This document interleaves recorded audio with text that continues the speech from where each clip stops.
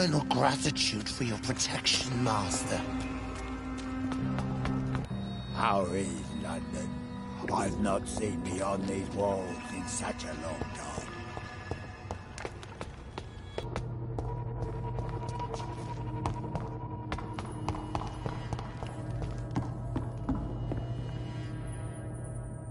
Are you all right, sir?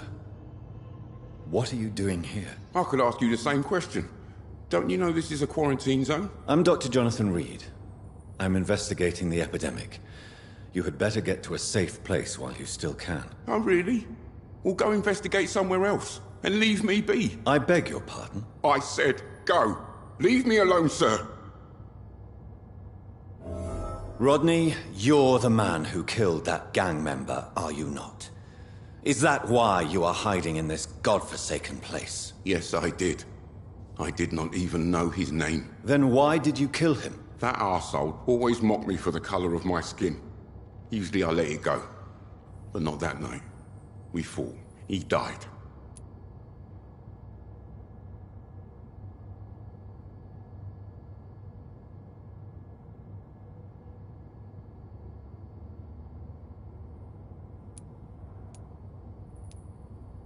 Unfortunately, I have met several murderers during my lifetime.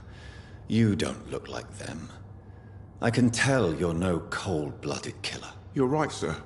At first it was just a simple argument between us. But the man had a bad fall. Believe me, Rodney, you won't survive.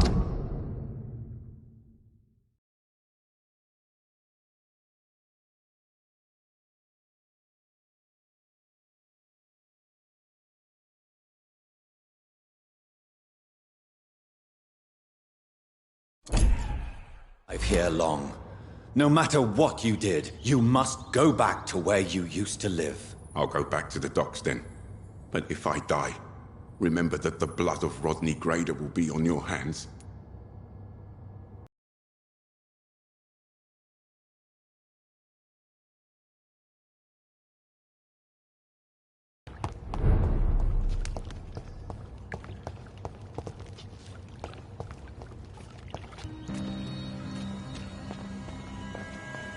Oh, Bridget allowed me to wander above some years back. It was unpleasant.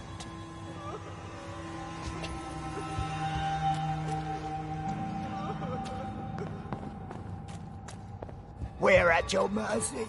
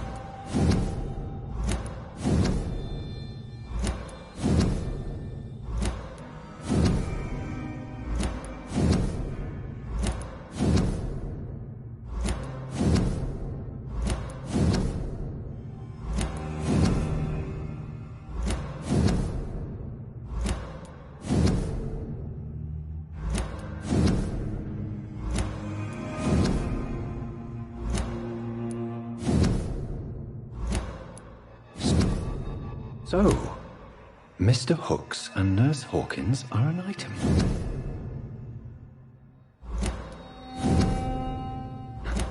Those two have hidden their affection as well.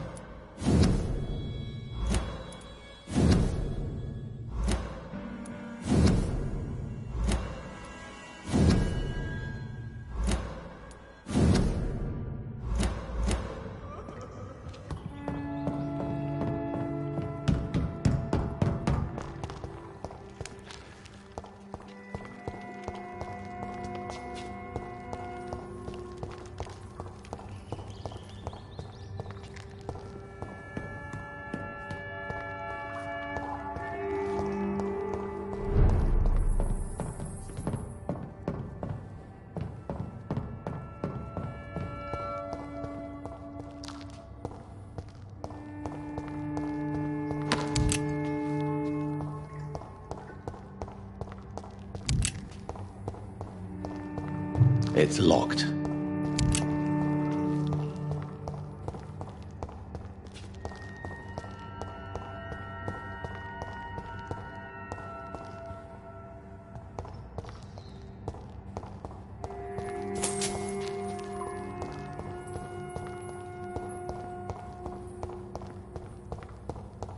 It's locked, all right.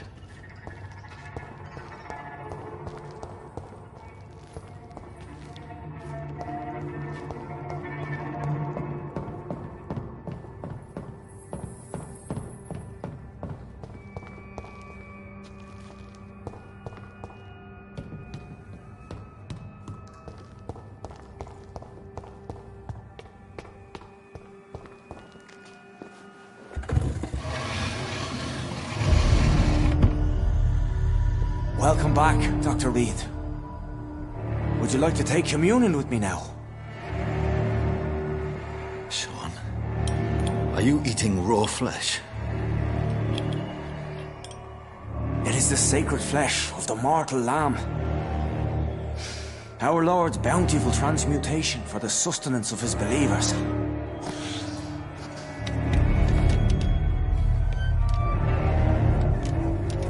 Thank you, Lord. I am your most humble servant. So, true to your word, you waited for my return. I told you, Dr. Reed, I was a man to be trusted. Did you have words with the poor Harriet?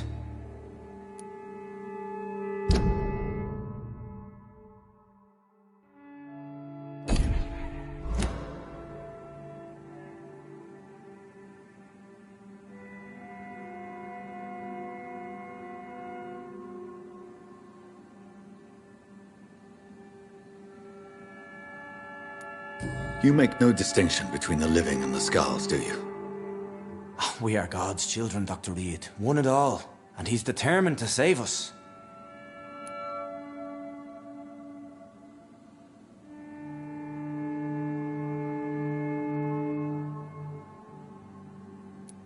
Does this place belong to you? How can you be so certain you can keep it open? This warehouse was once property of the Dawson family, but has been bequeathed me through donation.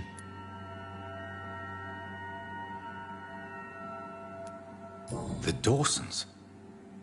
The wealthiest family in London? Have they a clue as to what goes on here? Not at all. The donation was made before the war. The building was run down. I never met Aloysius Dawson myself.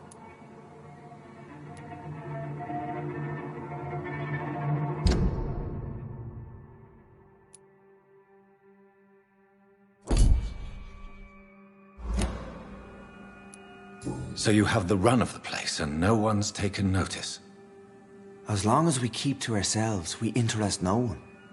This is a haven, and I pray it remains so for eons to come. What will be the result if you continue to assist both Skulls and the living? For the last decade, that's what's been happening. And they found a better life. What's to change? You're forgetting the epidemic. Things can go south very quickly. I've seen it. Oh, these are terrible times. Only those pure of heart shall prevail. You've turned Skull now. Don't you see the danger to anyone giving you their trust? We are all sinners, awaiting salvation. This is a simple truth, ordained by the Lord Almighty.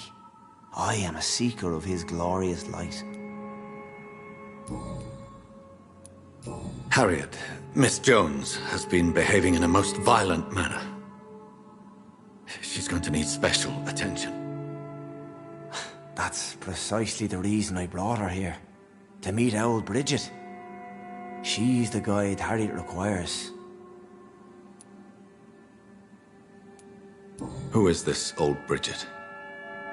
I don't know, Doctor. She rarely speaks of her past, but I know she has a long one. She's likely the oldest soul in the city. Harriet is possessed by her hatred. You cannot let her roam free. She's dangerous. She has joined her own kind, Doctor. Old Bridget is a saint to the younger Skulls, guiding them to salvation and peaceful existence. I believe I've learned all I need to know. I'm certain you've killed no one, but one day, I believe you'll cross the line. Logic is a false prophet. Faith is the only path to salvation. What do you mean? We have been blessed with God's eternity. We are the instruments of His divine will. We shall feed the hungry forever and ever. Amen.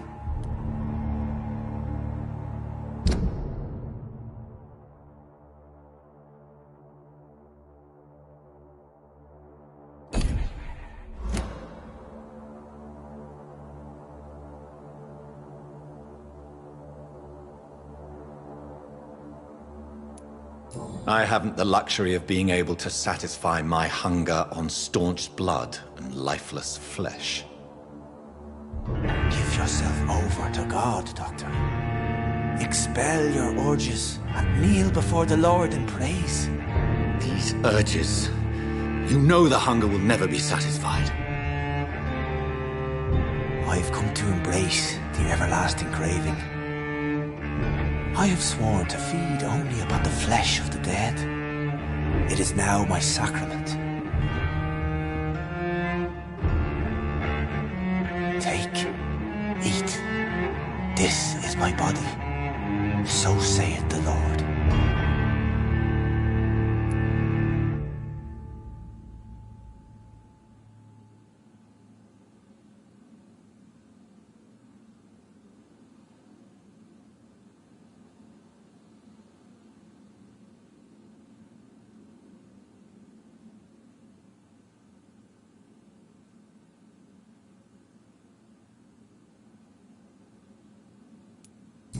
Discoveries.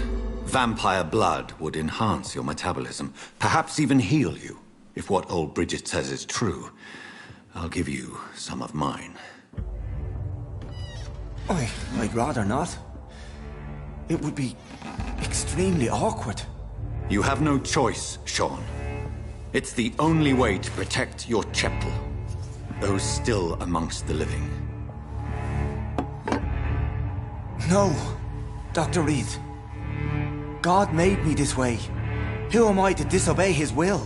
You believe that God's plan was for you to be abandoned at birth? The Lord works in mysterious ways. I can't imagine God intended for you to be molested by a priest in an orphanage. Drink, friend. No! I said kneel and drink. Now!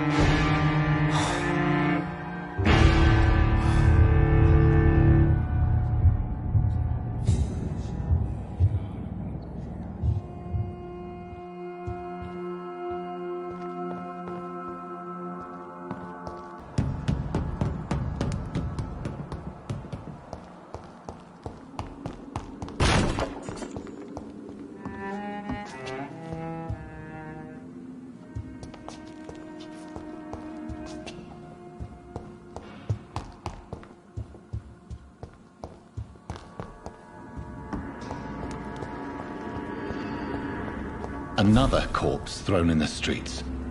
Someone's playing a very sick game.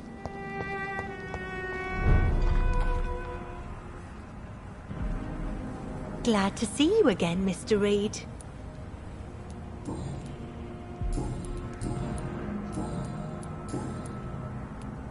Lottie, tell me about the death of your mother. Giselle killed her, plain and simple.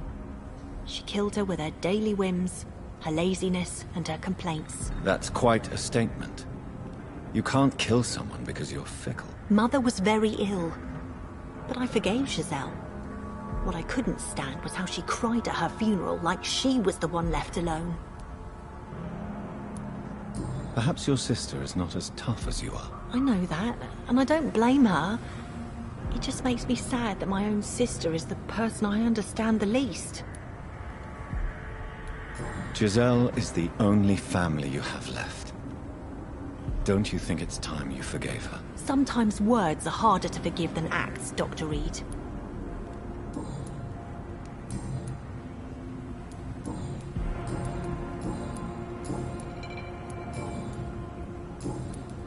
Did you see what happened? No. I was coming back to the shelter from work when I heard an awful scream, and there was this man, dead, just in front of the building. You saw nothing at all? No. I told you, just that awful woman's scream. A woman's scream? Are you sure? Of course. It was terrifying. I thought it was my sister, so I ran. But it was a man I've never seen round here before. Do you need my medical attention, Miss Paxton? I'm fine, Dr. Reed. Keep your medicine for those who need it. Goodbye, Miss Paxton. Good evening, miss. I'm Dr. Jonathan Reed. May I have your attention for a minute? Good evening, sir. My name is Giselle Paxton, but I don't have time for men like you. Have we met before? No, but I just need to look at your fancy clothes to know that you must be desperate to visit the docks at night. That's quite judgmental of you. Sir, I've led enough strikes when I had a job to identify you as an enemy of the working class. May I ask what you do for a living? I'm killing myself scraping for a living. And you? Have you ever had to struggle in your entire life?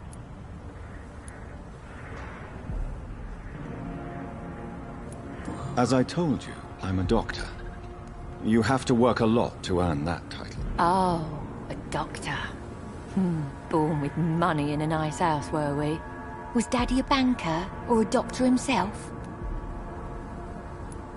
Why such hatred?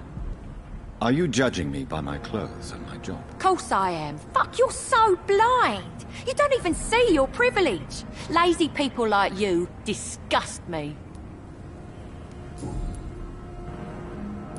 What can you tell me about this vicinity? Tell you what, just spend a few weeks here, and then ask me that question again. If you're still alive, I mean. If you have something to say, say it. I'm getting tired of all this. Oh. You want information instead? Well, here's some for you. Giselle Paxton does not like you at all, Doctor. You don't know me, Miss Paxton, and yet you see me as an enemy. Your manners, your clothes, your words tell me everything about you, sir. I know your kind, and you don't belong here.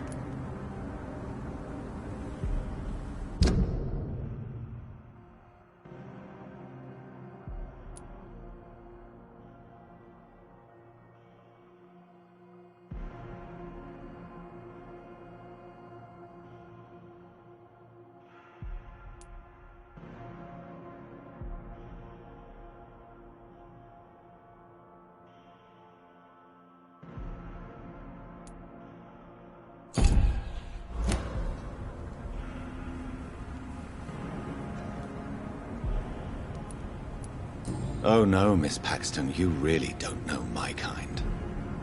You have no idea who I am. All right, okay. No need to get all worked up. Giselle, I know you sleep at Sean Hampton's shelter. What can you tell me about him? He provided a roof for me and my sister. I am grateful, of course, but he gives me the creeps. Why is that? He's always sad, like he's about to cry. He's always asking us to get closer to God, to give ourselves to the Lord. Creepy. Did you see what just happened? No, I didn't. And I don't care. Really? Why is that? Because this sexist pig is one of the 4 men who blacklisted me. Good riddance, if you ask me.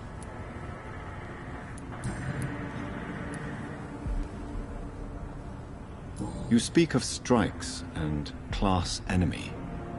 Am I right to assume you're involved in trade union activism? You bet I am. Well, I was. Nowadays, I'm just another worker blacklisted by the big companies.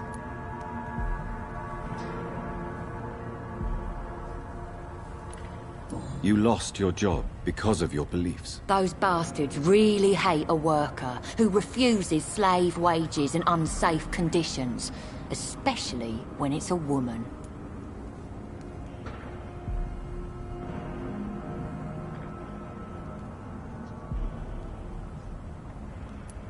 Isn't the whole point of trade unions to help workers in need? Why don't they support you? A few nights back, I lost the money my companions had asked me to hide. With me and my sister being penniless, they thought I stole it. What really happened? I drank too much that...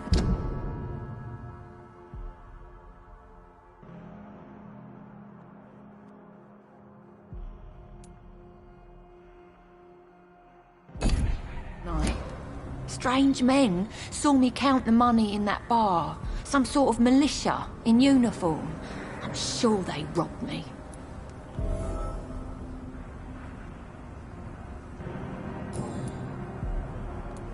Giselle, tell me about the death of your mother. After our father died, Mother worked so hard she made herself sick. We spent all the money we had on useless drugs and doctors. It was hell. Hell? What do you mean? The three of us were exhausted and desperate. And when I'm desperate, I tend to get angry. And I'm hard to live with. Lottie said I killed Mother.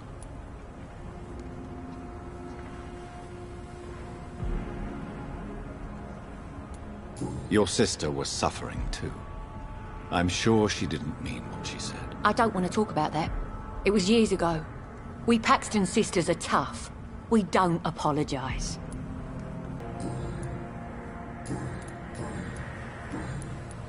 Did you see what happened to him? Actually, yes. He was thrown from the roof like a vulgar log. Who could have done that? Who? Well, a vampire, of course. Look, bite marks on the neck and lacerations here. There is definitely a vampire close by. Why is it that you sound so... afraid? You didn't see it. He was dead before he hit the ground. The strength required to do such a thing, well, it beggars belief.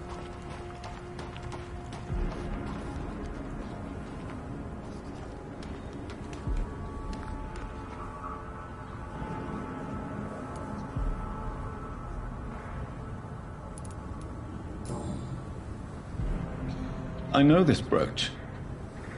This is my mother's. A birthday gift from father.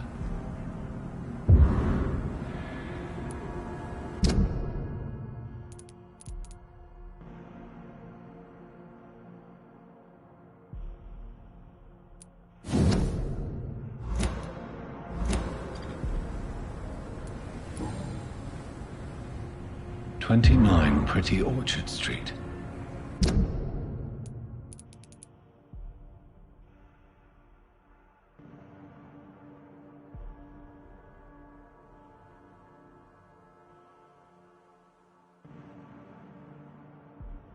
That's near Poplar's district. Why would this man carry off my mother's brooch? I must go there.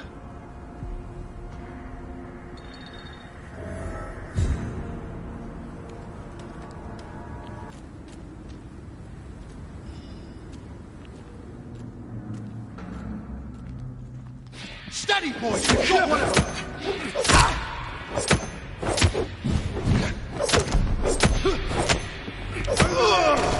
There's one of them vermin!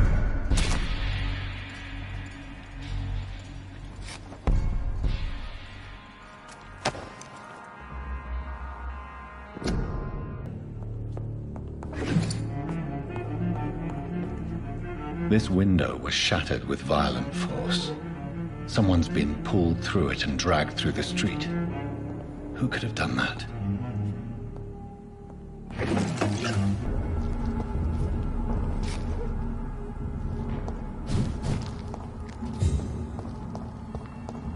so much blood. Whoever was killed got dried out.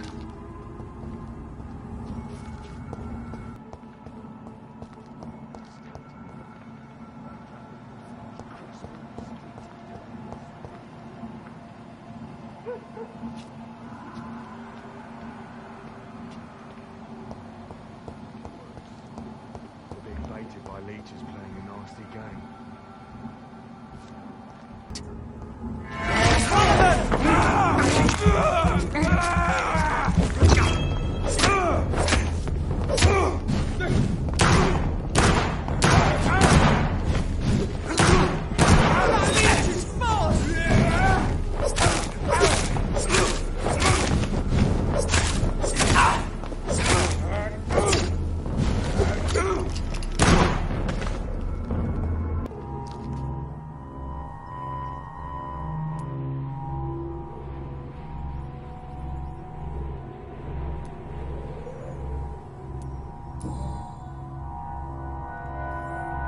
Her shoes and clothes are quite worn out.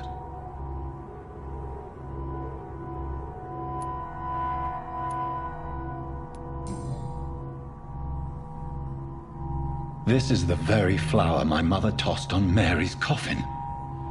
Someone is targeting my family.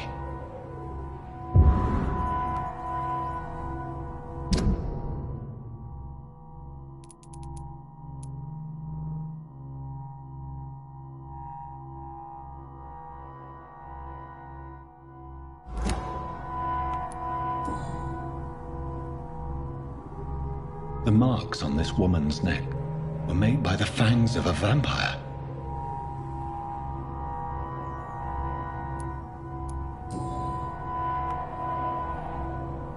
Only a golden watch in her pockets.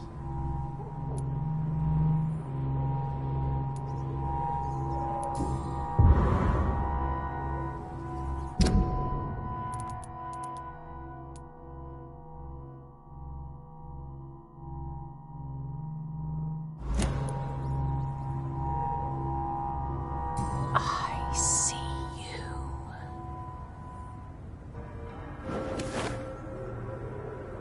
Right then. It's a sick game. But given no choice in the matter, I might as well win it.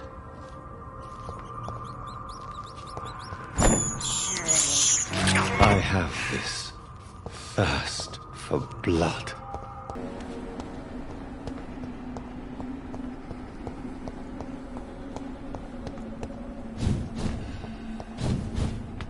I feel someone's eyes upon my neck.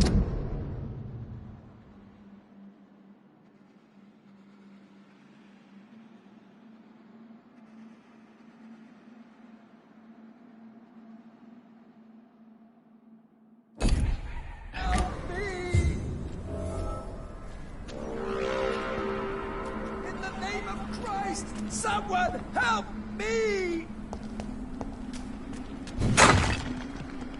You! What have you done? Vicar Larrabee, what happened? Demon! Hell Scourge! Son of perdition! Vicar! Vicar! Jonathan's no demon. He's just a soul. Returned from the dead. Like your Christ, Vicar. Mary, is it really you? Oh, it's me, all right. Precious brother. What is Mother doing here? I'm gathering the family for a final reunion. All smiling, all dead. Thanks to the good Dr. Reed. Mary. Mother, say hello to your son. Hello, Jonathan. Mother, What do we have here, Mother? The prodigal son has lost his tongue. Our Jonathan always had the first and last word at dinner. The entertainer, the star of our show. I'm sorry. Let me explain. Shut up. It's my turn to do the talking. I have this nasty hole in my chest, Johnny. It needs to breathe. Of course. You can speak.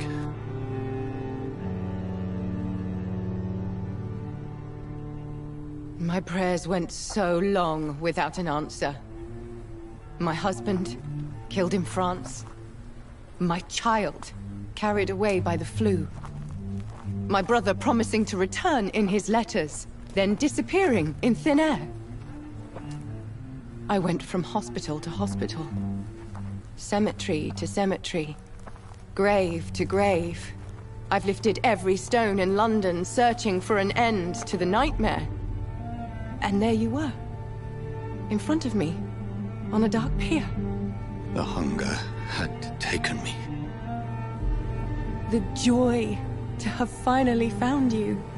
I longed for your arms, a final happy ending to so much tragedy, to tell me all would be well again, as you did when we were children. It was this filthy dock where you greeted your sister. I dug a tunnel from my grave with my fingers and teeth.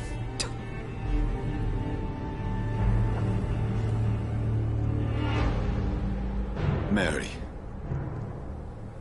I thought I had murdered you. I tried to end myself. We've been through the same horror. We are a disease, Jonathan. A sickness that corrupts all it touches. All we kiss, and all we kill. Look at me. Admire your ilk. I'm so sorry. Apologies will not suffice. I demand reparation. I want a miracle. Are you a miracle worker, Dr. Reed? No?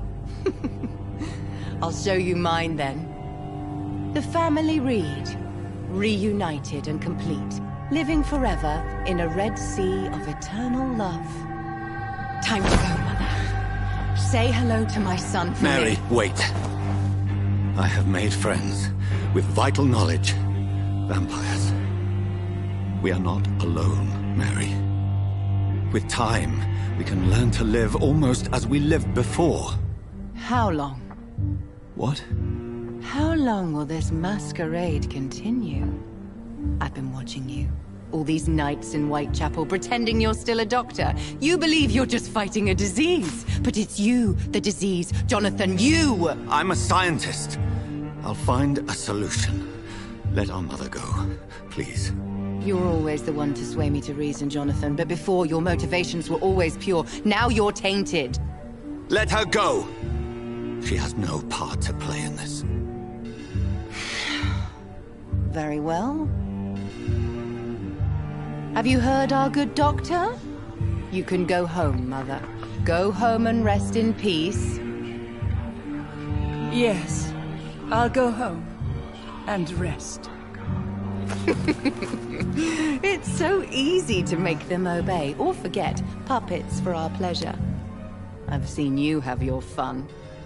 You are mad. Oh, so that's what I am, Doctor. Mad. I was beginning to wonder. I've been hearing these voices in my head. One in particular, that of my dead brother.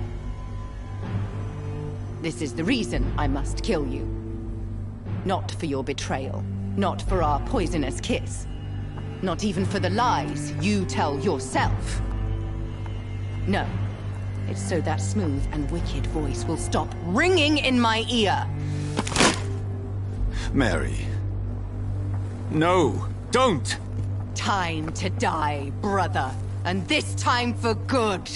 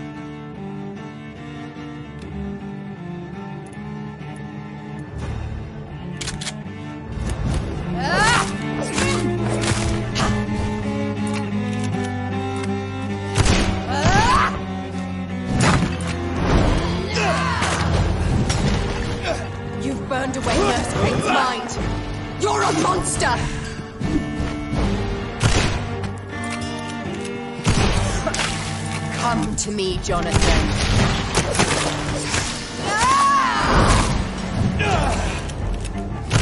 I'll make you kneel like a dog, just as you did to Sean Hampton.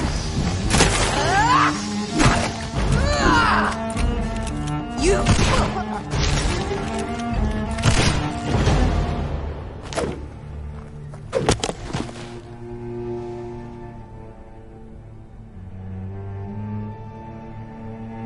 Well, brother, it's time to bring this conversation to an end. Forever. You know I will not play this game. Calm now, Doctor. Like a rabid dog. Or think you're performing an autopsy. Don't be ridiculous. I'll kill them all. The kind Dr. Swansea. The sweet little lass with hair of red. I am the Harbinger, bringing your punishment. Mary. Don't you see? This is not me. Flesh that never ages. All nightmare, no dream.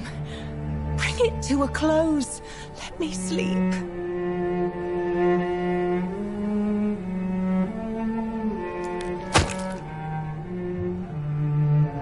I will find a cure, Mary.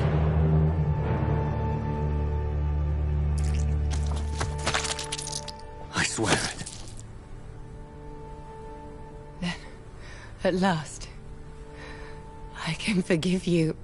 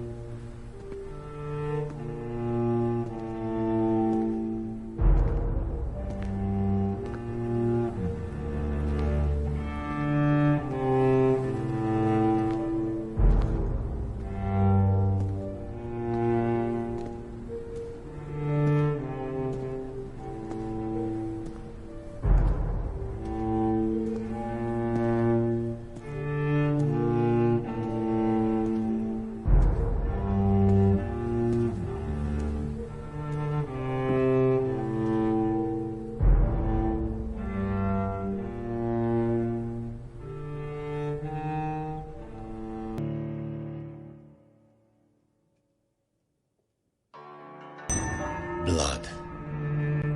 As I shed one last red tear for my fallen sister, I realize the entire world now revolves around this singular word. The epidemic that has stricken London is not the Spanish flu. It is transmitted through the blood, via violent biting, turning survivors into frenzied immortals. I am Dr. Jonathan Reed. I am a vampire. Born anew into an age of death and pestilence, while plotting factions close in around me, I am sworn to find the source of this epidemic. I am convinced greater perils are still to come. I know the answers I seek are hiding in our blood.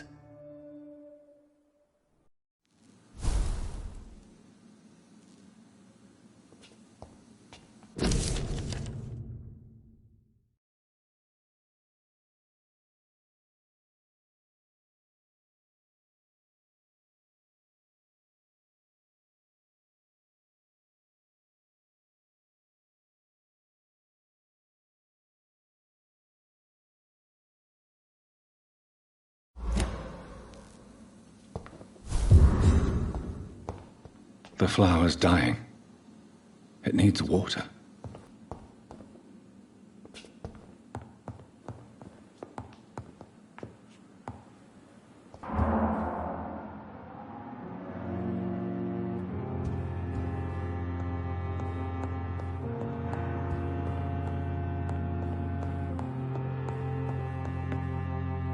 Jonathan, old chap, how are you tonight?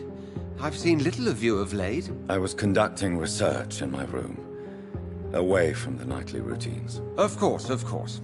Worry not, I understand. The situation has been testy around here. I won't deny it, but we still stand. What news do you bring? The news is not good, my friend.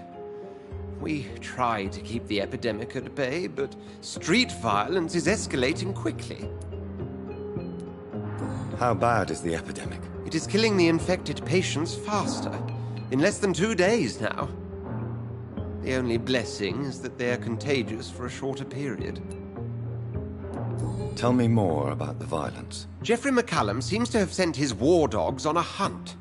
On a nightly basis, Pre-Wen patrols exterminate every skull and vampire they find. Have they come closer to the hospital? No. They mainly focus on fallen districts or abandoned buildings. But they're growing in numbers. They must be recruiting heavily. I have received an alarming letter from Lady Ashbury. She wants me to meet her at her house. I have been granted safe passage. Then you are twice fortunate. I have never been invited to the lady's mansion. And with the quarantine and controls, city access is nigh impossible. Is the quarantine serving any purpose? It is helping slow the propagation of the epidemic. But as long as we have no clue to its origin, its efficiency is limited. Why have you never entered the lady's house? You are one of her good friends, are you not? My dear Jonathan, you have no idea how reclusive the good lady normally is, nor in what great esteem she must hold you to let you into her domain.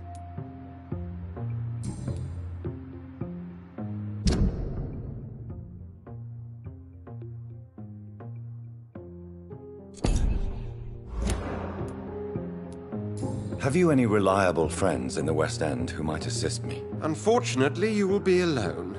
Except for our ravishing red-headed acquaintance, of course. What about the Brotherhood of St. Paul's Stole? Where are they? There are only a few of us, and most others would not speak to you. I am the black sheep of our brotherly flock, you know.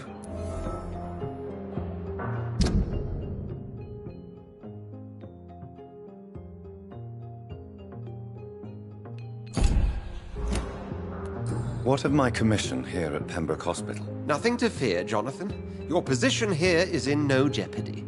You remain one of us, and you are always most welcome.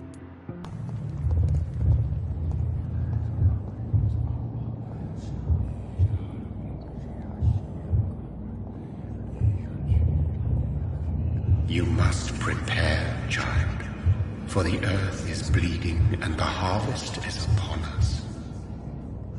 Stay away! Whoever you are! This is no time for petty quarrels, my champion. Can you not hear? The famished queen has awoken.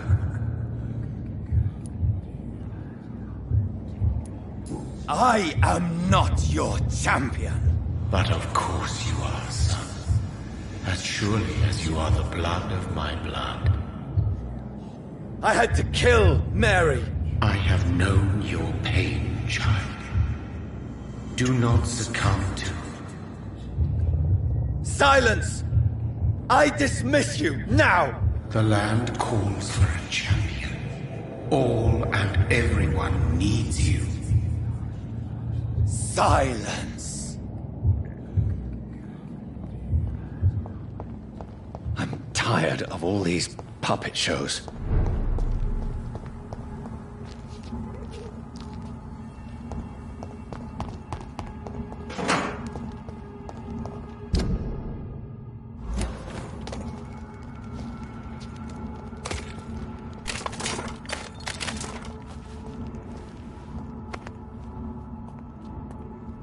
They want war.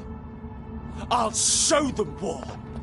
Whatever this poor woman did, nobody deserves this kind of punishment.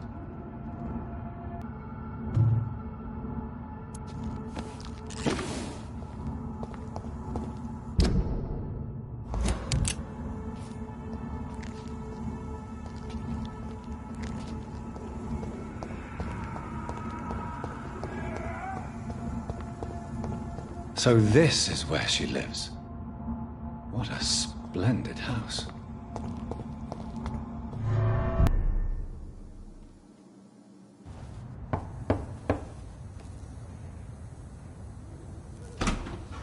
Dr. Reed, welcome. How are you?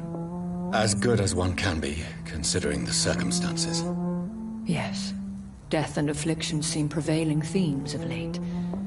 Please, come in. We have much to discuss. I hope I haven't disturbed you.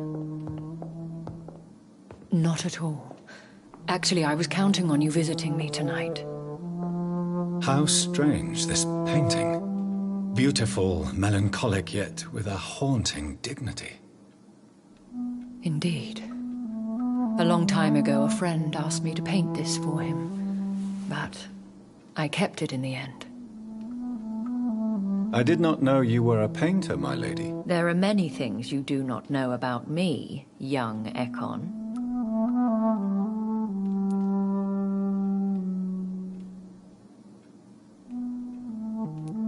Stop calling me that. Please excuse my behavior, Jonathan. I tend to tease my friends when uneasy. What is bothering you, my lady? Your letter was quite alarming. We will talk about this in a few minutes. For now, I would like you to tell me about yourself. How have you been since we last met, my friend?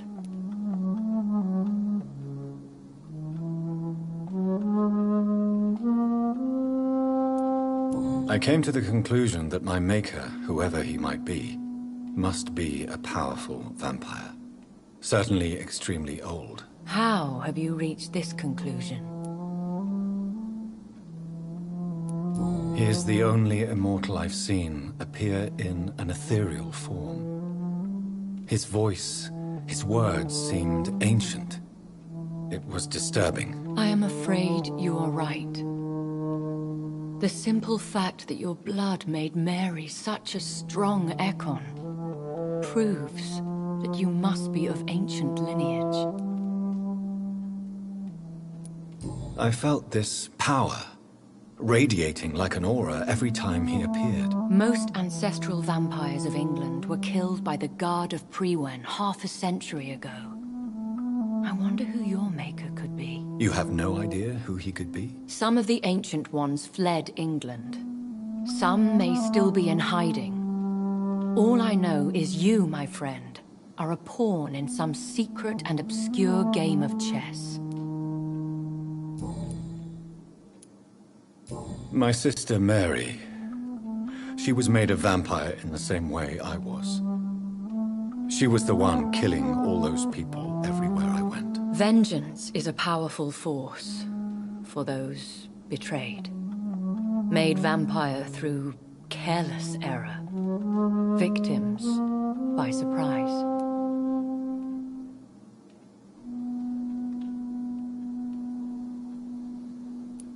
In the end, she implored me to put an end to her misery. But still, I felt I had taken her life twice. I am so sorry for my accidental cruelty. Had I known your dear Mary was still alive, I would never have sent you to pray for her soul in that church. There is no need to apologize, my lady. Your words have been most helpful in these difficult times. Thank you, my friend. If only we could have guided your poor sister through her terrible nightmare. I swear I did not intend that. If only I had known then how vampires are created. That is the scientist speaking. In truth, most of us do not know how it really works. Personally, I make sure my prey will not return to haunt me. What do you mean? I am merciless, Jonathan. I only feed on the dying, and I make sure they are dead before leaving their remains. I think I should ask the questions, your ladyship. After all, it was you who invited me to settle this most urgent of matters. Fair enough, Jonathan. The situation is critical. We do not have the luxury for etiquette. Please do not misunderstand me. I would be delighted to discuss mundane matters and idle trivialities. If we survive the dark nights to come, we shall have all the time in the world to speak, you and I. For now, please follow me, Jonathan. I must say, your house is exquisite. One of the advantages of living forever is having the time to be selective with one's furnishings. I took the liberty of having tea served. You can still drink tea? Can't keep it down, but I do so enjoy the aroma. Let us toast to make-believe. And of course to your health, Jonathan. And to yours, my lady.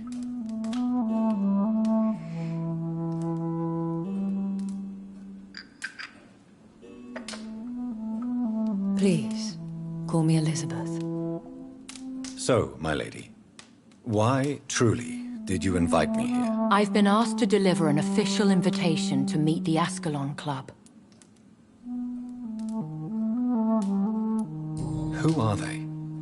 Really? They are the embodiment of vampire law in Britain. Some say they influence the destiny of the Empire. Some believe they merely protect it. How many are they? Only a small number of powerful and deceitful immortals. All of them entangled in a sticky web of shadow cabinets, influencing trade. Will they fight the guard of Priwen? I doubt it. Fergal was Lord Redgrave's executioner forever and a day. By defeating that beast, you deprived them of a powerful weapon.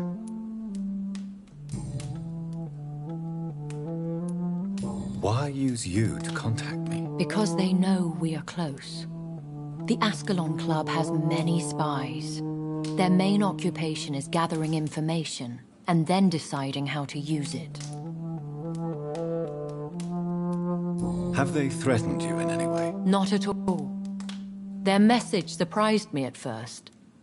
But it is only logical, considering the critical situation in London. Why not ask for your help?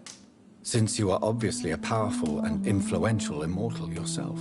You have to understand that I am invisible to the eyes of Ascalon, for I am a woman. That suits me well, as long as they leave me alone.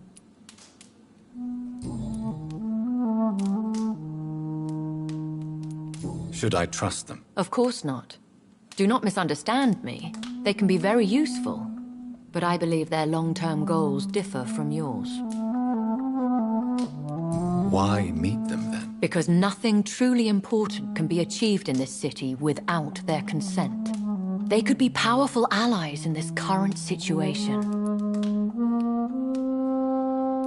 Should I lie to them? We all lie, Jonathan. It falls to you to choose your behavior. The most important rule is to show them due respect. They have done nothing but impede my investigations since I became known to them. Why would they want to see me now? I guess they now see you as Ascalon material. They must have found out what happened to your sister.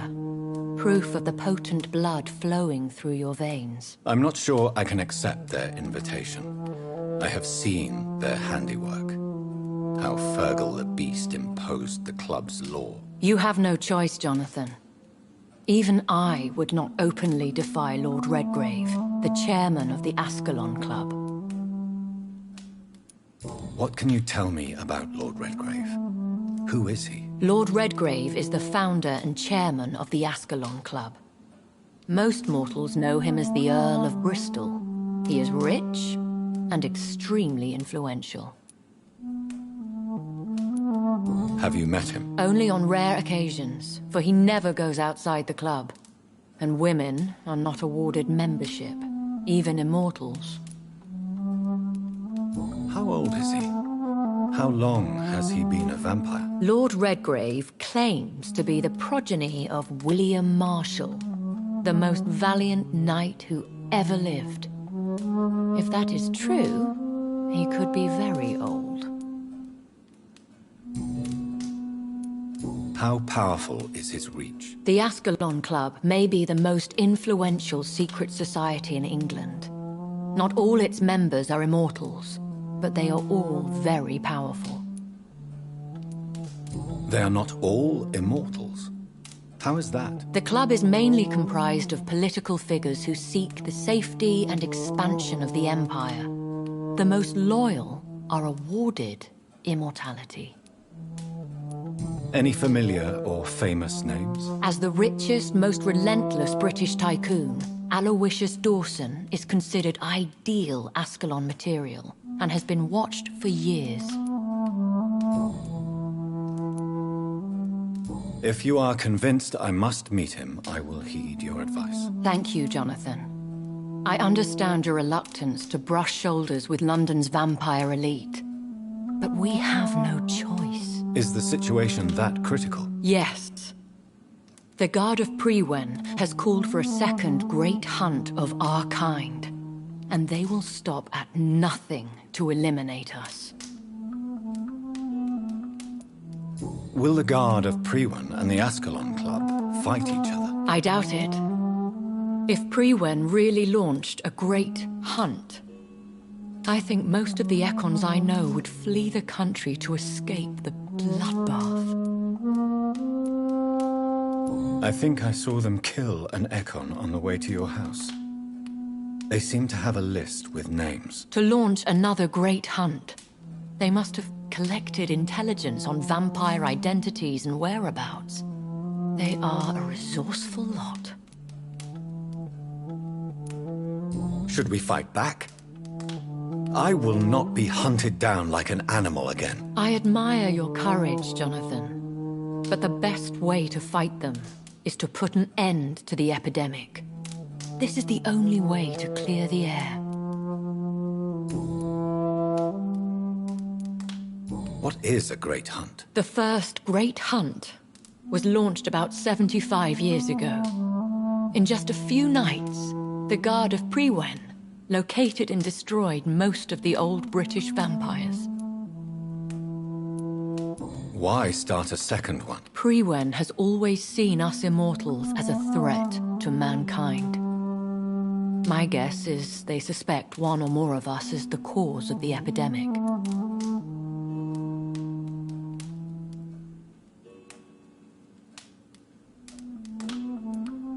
How did you survive the first hunt? I fled, Jonathan. Like most vampires who survived that slaughter. And I secretly came back when I was sure they had lost my trail. You should flee then. Leave London, the country even. I have seen the Guard in action. They are merciless. Your concern warms my heart, Jonathan. But fear not. If the situation gets too dangerous, I shall retreat to my secret Scottish manor. I could hide you in my luggage, if you wish. Thank you for the offer. I shall keep it in mind, but I have much to do here. There is a question I must ask you. Could Lord Redgrave be my maker? I doubt it. If Lord Redgrave had made you his progeny, he would not have seemed so surprised when you demonstrated the strength of your lineage. What is the plan? The plan is we both try to save this city, you and I. Go to Ascalon, accept their proposition, and use their influence to promote your agenda.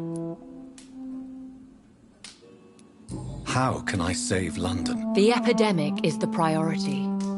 You must find its origin and put an end to it. This is the best way to solve the crisis. What will you do? I still have contacts and old friends in this town. I shall make some inquiries and attempt to learn more of the situation. We need clarity. Will I ever discover the identity of my maker? Maybe not, Jonathan. We know for sure you were made by a powerful vampire, but most of those fled England long ago. Please forgive my bluntness, but I have to ask. Was it you? Did you make me? Oh, Jonathan. I know you shall always have a gnawing doubt about who made you an immortal. But I swear, I had nothing to do with it. You have no idea at all? You seem to know so many things about the secrets of the vampire underworld. Even if I had my suspicions, I would not dare give you a name so soon. All I can say is this. I will make inquiries and keep you informed.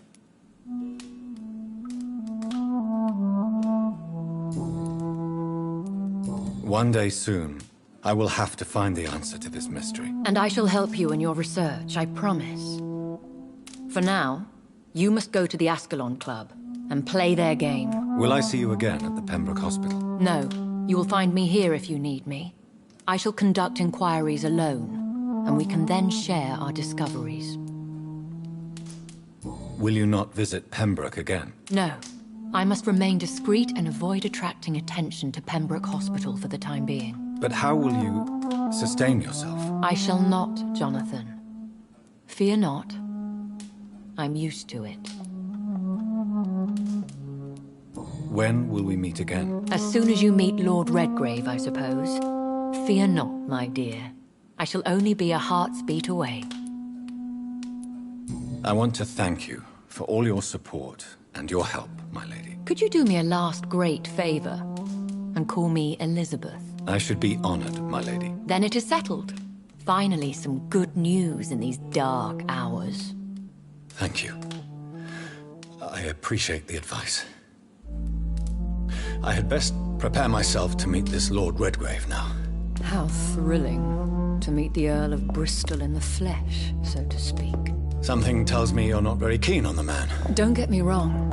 The gentlemen of the Ascalon Club are honorable, but their attitude and opinions are somewhat antiquated. I see. As long as they deny access to female applicants, I will leave them to their antediluvian considerations as to the natural order of things. Jonathan, promise me you'll be careful. Of course. But why the fear in your voice? Look at me, Jonathan. I am. I mean, really look at me, young Ekon.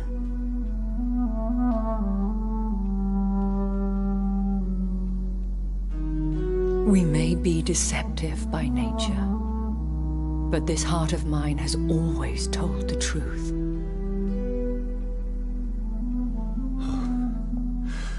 Elizabeth. Go, my friend. But come back to me soon.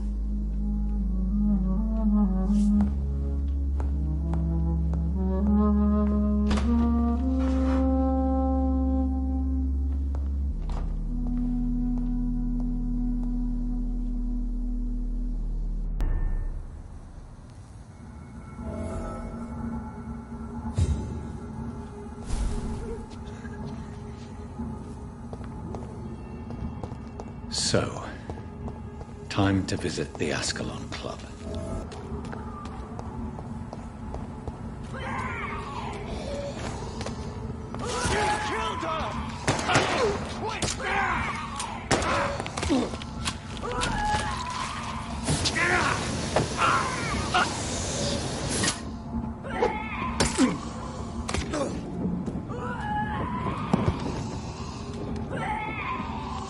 Recognize him? No. This one ain't on our list. Well, that's one less anyway. He'll make it That was the vampire I saw earlier. This war takes no prisoners. The West End. Never have I felt so sad to be back home.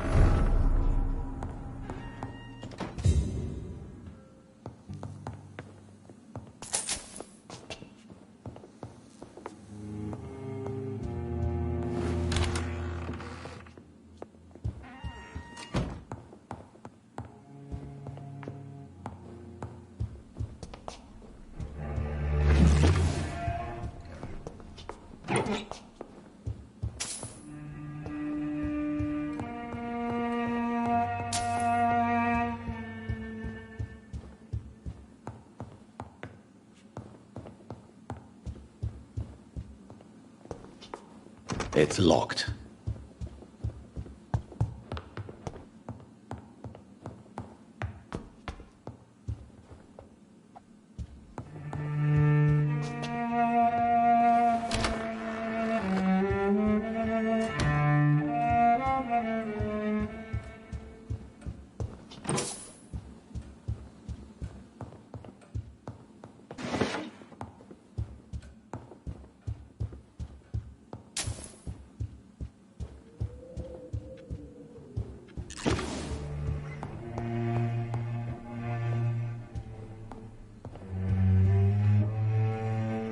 Good evening, Avery. Mr. Jonathan?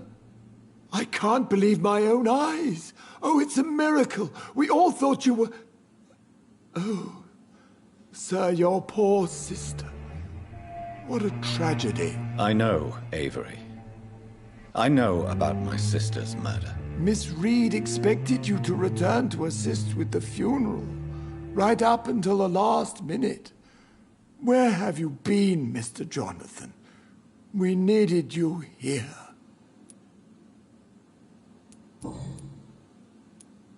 How is my mother? Not well, I'm afraid, sir. Miss Reed is very fragile since the police brought her back home. The police? What happened? Miss Reed was found walking in the streets. She kept saying she had spoken with her son and daughter. She's resting now. Has she received appropriate medical care? I'm taking care of Miss Reed myself. Hospitals are so overwhelmed by the epidemic that they can only accept patients infected by influenza.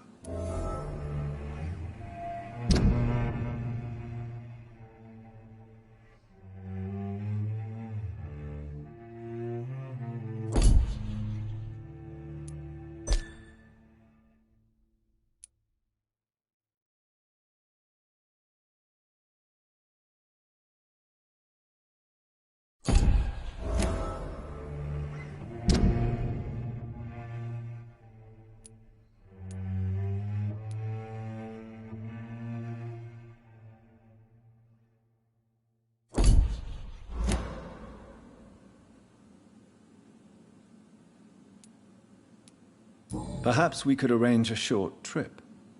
Somewhere sunny, like France. She has always been very fond of France. I think leaving London could do her good. I'm afraid Miss Reed is too frail for the moment. Recently, she started going out at night without remembering it. I have to watch her carefully.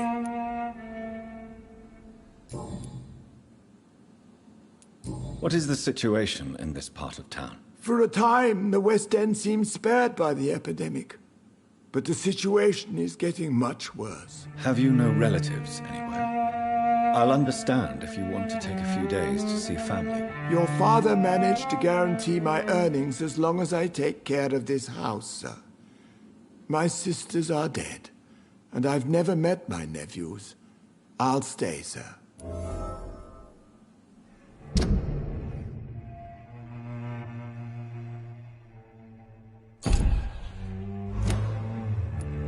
I'm sorry I could not be here for Mary's funeral. Your mother was strong, sir. But your support would have been appreciated. Apart from the priest and I, no one else attended your sister's funeral. To be present at the funeral with you both was my dearest wish, Avery. But I am sorry, I simply could not attend. I would not dare to question your absence, Mr. Jonathan. All I can say is that we missed you a great deal during these difficult days.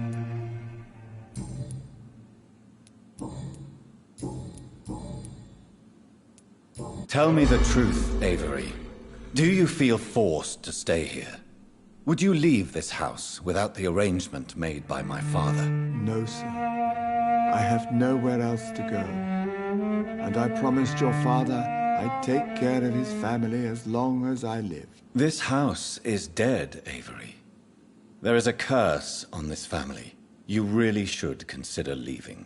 If only you could have been here sooner or more often. Maybe this house would not be that empty. But you're here now, sir, so my task is not over.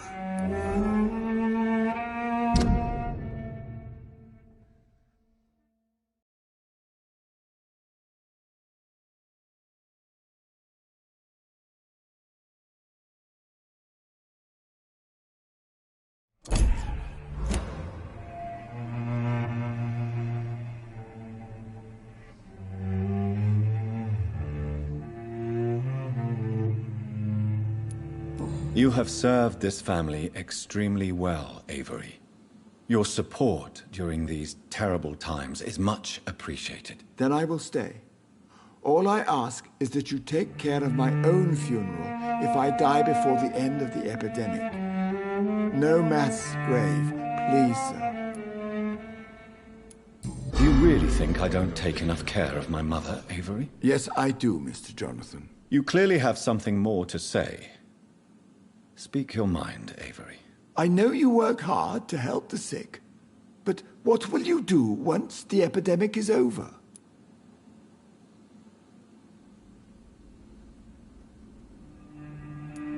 I really don't know. I have always enjoyed seeing new horizons. Once the epidemic is over, it would be nice to leave London for a while. I understand, Mr. Jonathan. But you have to realize that your mother needs you. Your next departure could break her heart.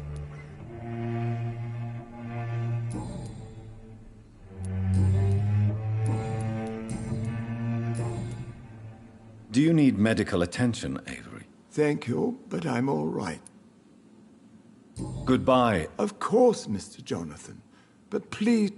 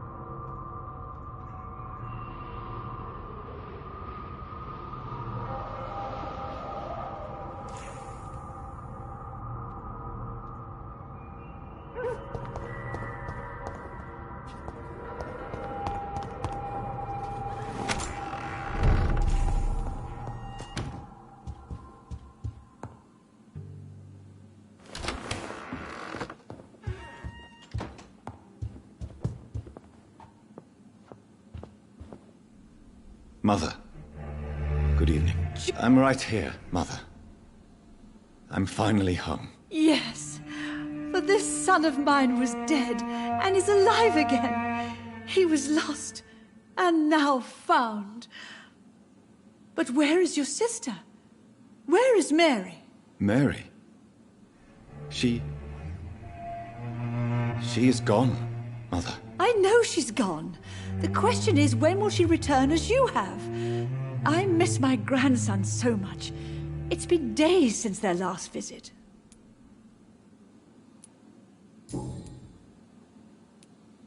Mother, Do you know what's been going on in this area? Not really.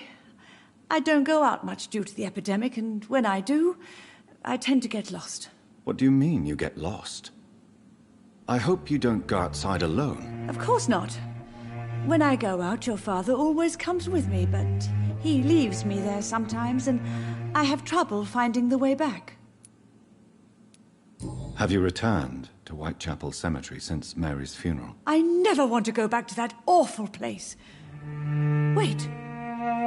I think I went back once. And you were there too. And Mary? No, that can't be true. It was just a bad dream, Mother. A nightmare, yes. Mary was so angry. I walked back home alone. If that kind policeman had not called Avery from the station, I don't know what would have happened.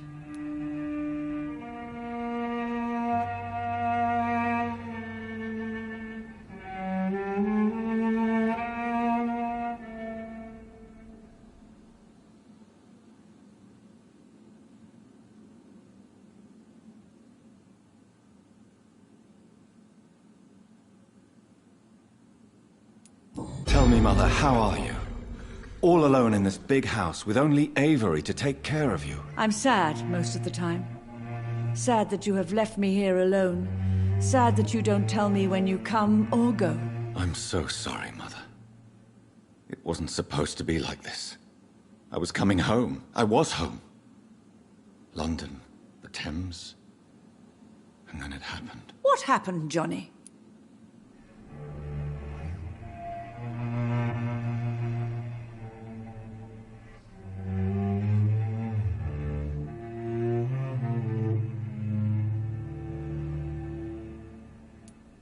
I lost my way. Somewhere between the boat and the house, my life changed completely. You should have told me, Johnny. I would have understood. You always were a secretive little boy.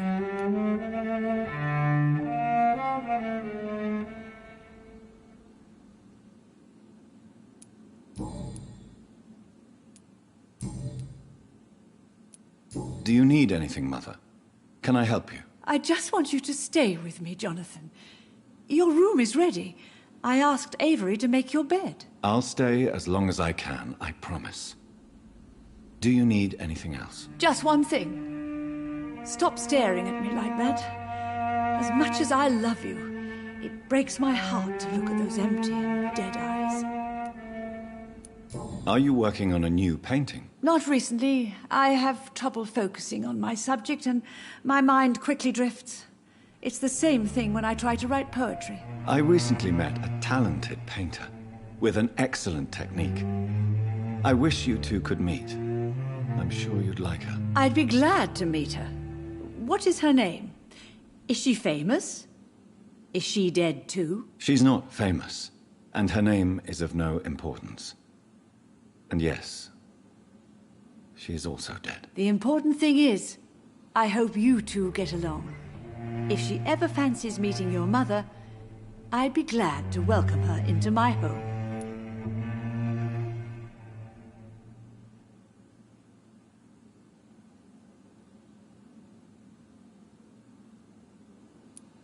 Do you think Avery is right?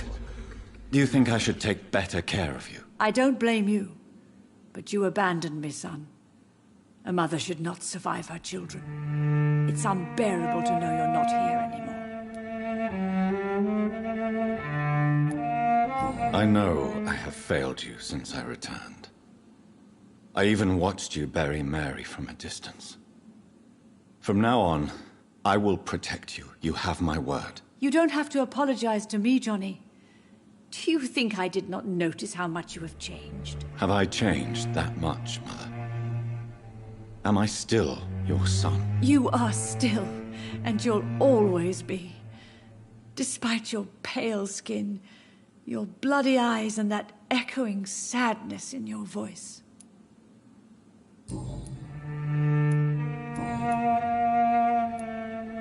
Why do you say Mary is visiting you, Mother? You know that's impossible. Why should it be? Are you not standing in front of me right now? Why should it be any different with your sister? But Mary really is dead, Mother. Yes. And are you not dead too? Isn't your father dead? And my grandson, and my son-in-law? You're all gone. But you all still visit me from time to time. But I'm not dead, Mother. I'm really here, talking to you, trying not to cry. Oh, it breaks my heart to have to tell you this. But of course you're dead, my darling boy. Just look at you, as pale as my Mary.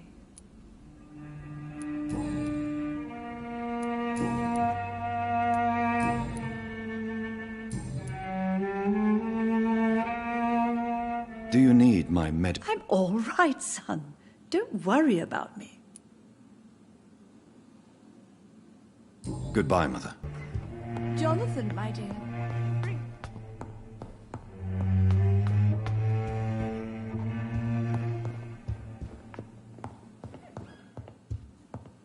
There are rumors of abductions in the West End at night.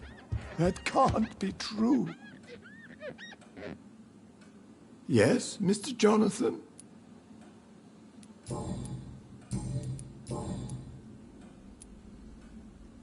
I found an old letter written by my father and addressed to me. Do you know anything about it, Avery? Your father wanted me to give you this letter for your 35th birthday, but you left for the war, and the letter remained in his office until tonight. I realize now you knew my father better than I did. Do you know why he left, Avery? Did he ever speak to you about his departure?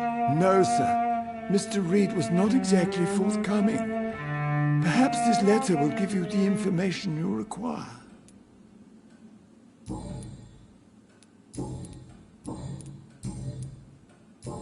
Goodbye, Avery. Of course, Mr. Jonathan. But please return as soon as possible.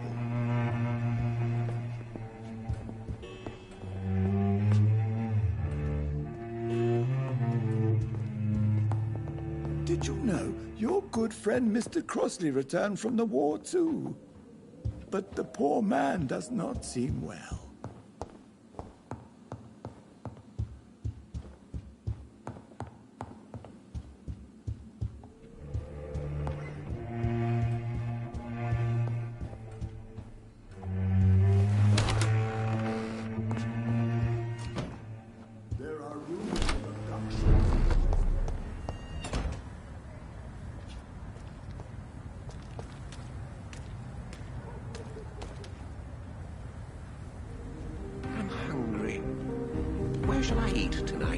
The Ascalon Club. The heart of British vampire society. Not quite as subtle as I expected. Women's right to vote is only the first step.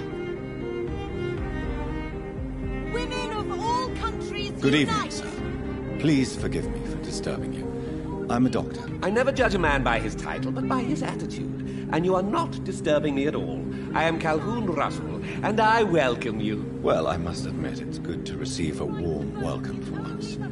I'm Jonathan Reed. Welcome, Dr. Reed. Welcome to my humble shop.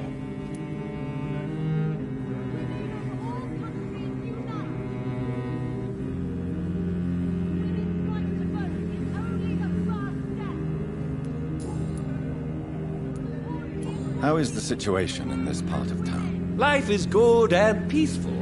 We're lucky to live in such an era of progress and wonders. Are you not concerned about the epidemic? Oh, I'm sure the authorities would take the appropriate measure if the danger were that high.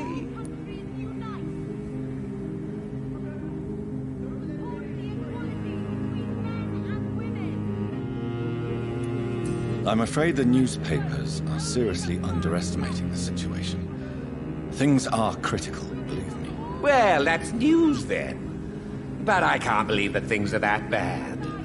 Are you sure you're not exaggerating a bit? For the thrill of it?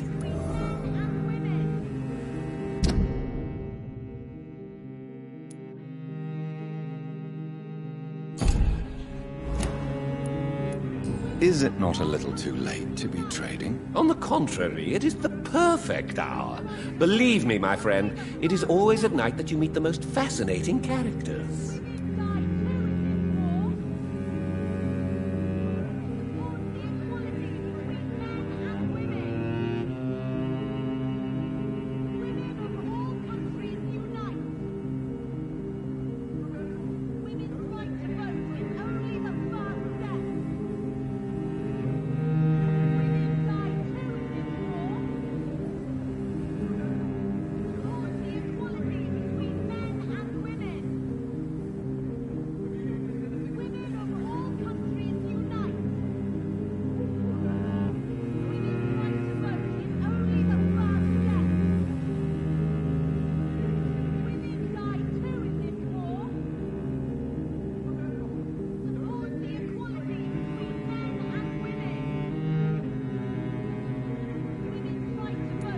So you prefer to work at night? Oh, I also enjoy a sunny day like everybody else.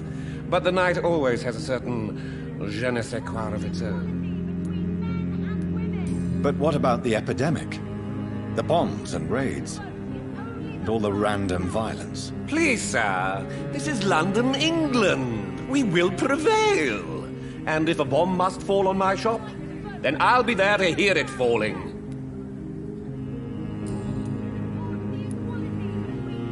What can you tell me about this place? I recently found the best steak and kidney pie in the city. I'd be glad to share the address if you want. Finding a good restaurant? Is that really all that interests you? Oh, I have many passions, but nothing brings me ecstasy like subtle and exquisite flavors from my teeth to my belly.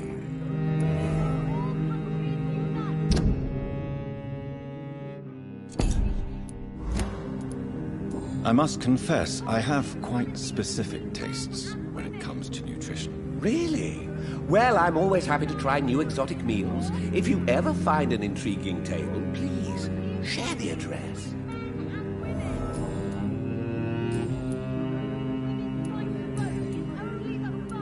Do you have any family nearby? Not since my parents died. I'm London's lone gourmet. Really? But you seem to be such a pleasant and sociable fellow. I'm afraid the real hedonist has to be sometimes. I discovered ecstasy as a solitary pleasure, but it does not mean it can't ever be shared. London's lone gourmet. What a strange title. I used that name in my early years when I was a food critic, and I kept it.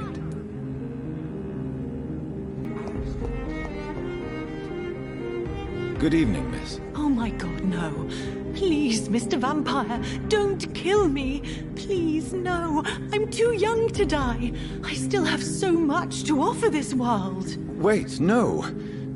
Why do you think I would... What? Don't worry, Dr. Reed. I know you wouldn't harm me. Mother told me you were in this part of town and might drop by. Your mother? My name is Charlotte, sir. Charlotte Ashbury. My mother taught me long ago how to recognize the signs that betray a vampire. I understand she also taught you how to tease and gently mock innocent young Ekons. It's a pleasure to meet you, Miss Charlotte.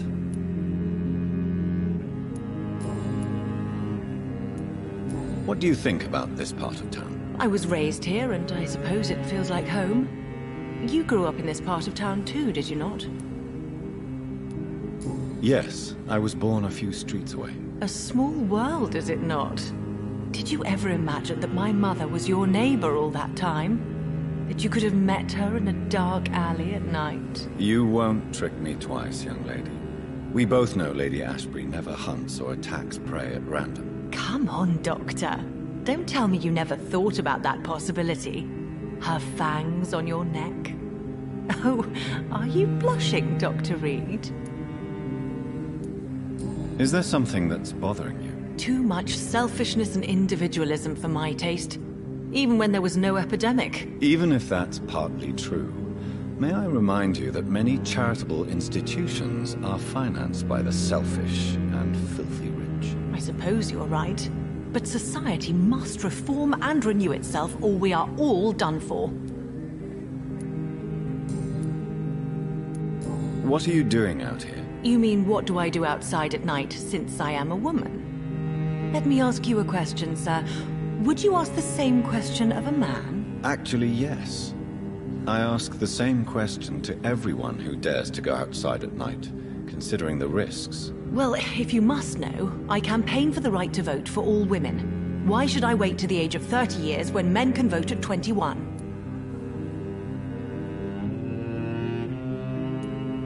Are you a suffragette, then? Oh, you really are Elizabeth's girl.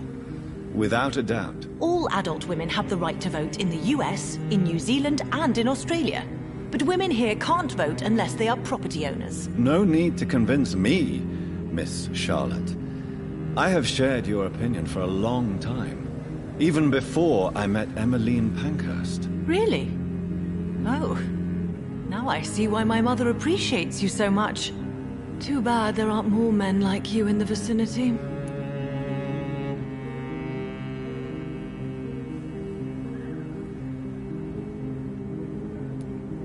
How are the locals reacting to your claims? People here can't wait for a wall to be built to isolate the West End from the rest of town. That's how progressive they are.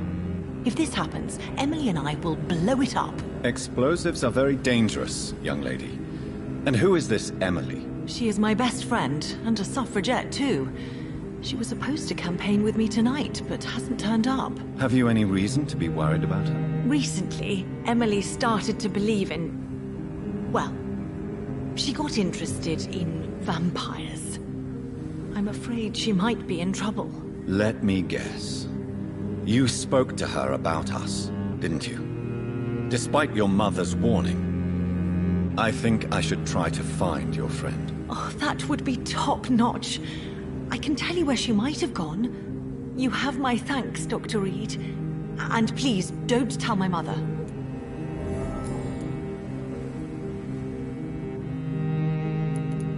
Tell me about your adoption. What do you want to know? Who are your real parents? Elizabeth Ashbury is my real mother. She raised me and has taken care of me all my life. I have no idea who my progenitors are or were. Do you live with her? I still spend a lot of time in my mother's mansion, but I have my own house now. I have a life to live, you see. And one day, I'll have my death to face. How did you meet Lady Ashbury? First, I was an orphan in the institution for girls she manages in the West End. When I was 10, she adopted me, and I have lived with her ever since. Did you know she was a vampire when she picked you? The correct word is Ekon, Doctor. And no, I had no idea why my mother only showed up at night. She told me everything when I turned 16, though I suspected the truth for a long time before that. What exactly has your mother told you about me? Your name and profession, obviously, and the mystery about your maker. I'm sorry to hear about what happened to your sister, sir. Mother says it was not your fault. Does it not scare you to know what I am? What your mother is? Why should it? My mother is the most compassionate woman. Must I be wary of her, Dr. Reed? Or you?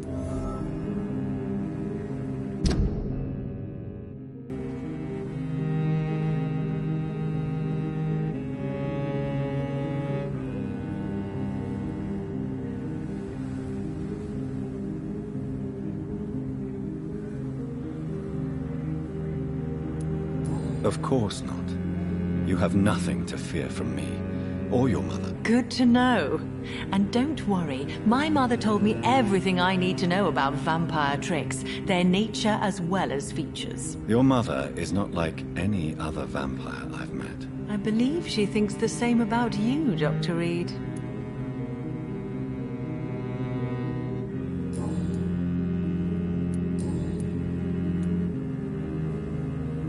Do you know why Lady Ashbury chose you to become her daughter? No, I don't. Each time I ask her that question, she smiles and says it's precisely because I dare to ask such questions. Do you ever regret that she chose you?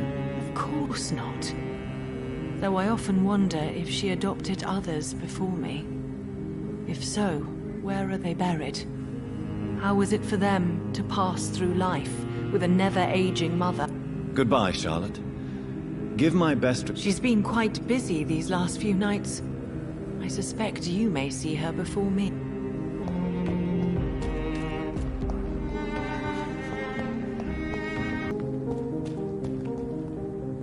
Good evening, sir. May I have your attention, please? Come on, Johnny. Don't you recognize your oldest friend? Clarence. Clarence Crossley. How are you? My God. So you survived the war too. So sorry I didn't recognize you at first. I almost didn't recognize you either.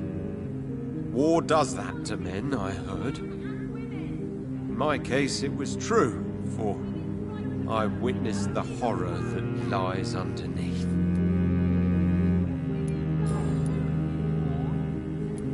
When did you escape the war and return to London? You know what's funny?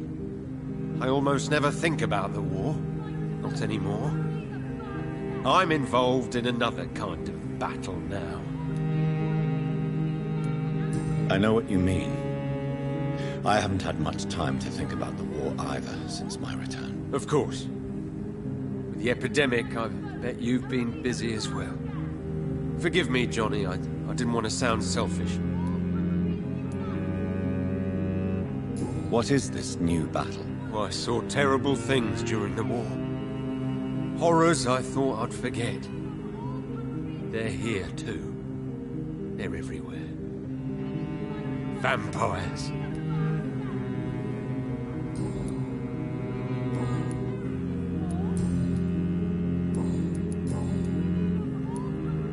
How is your wife, Venus? We've spent so much time away from each other. So many things have happened. But you're alive.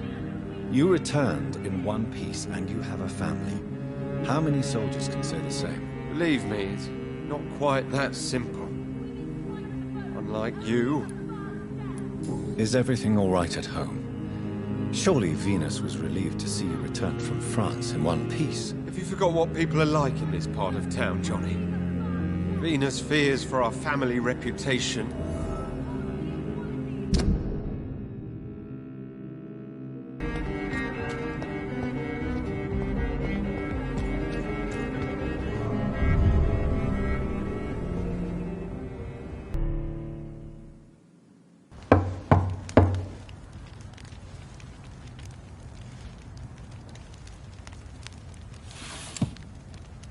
Do you know where you are standing right now?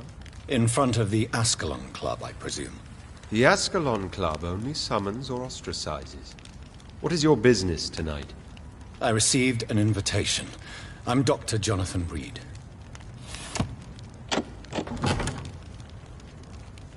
Welcome to the Ascalon Club, then, Dr. Reed. Please proceed. Lord Redgrave is waiting on you upstairs.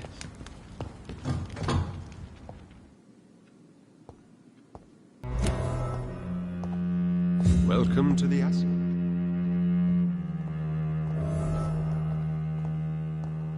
There has been quite a battle here.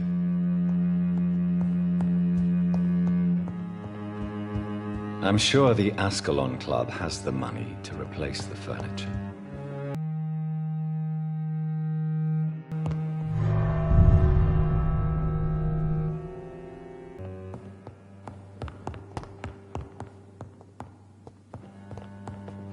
Welcome to the Ascalon Club, then, Dr. Reed.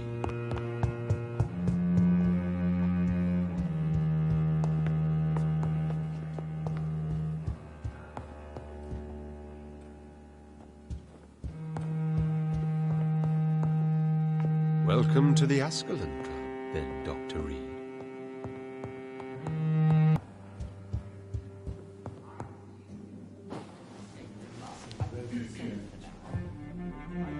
Good evening. We repel the intruders for now.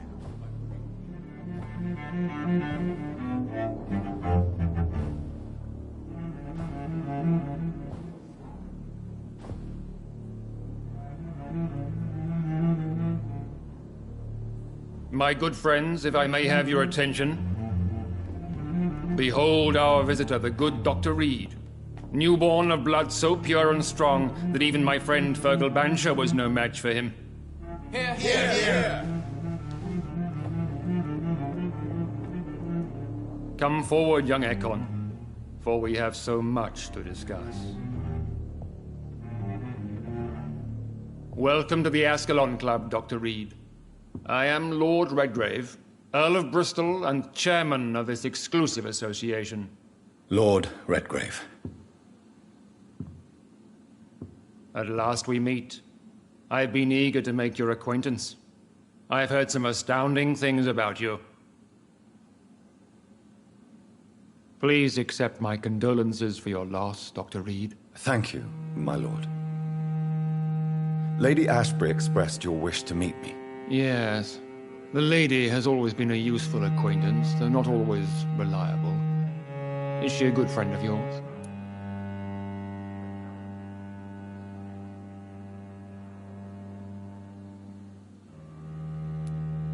She's a close friend, and I'm honored that she feels the same about me.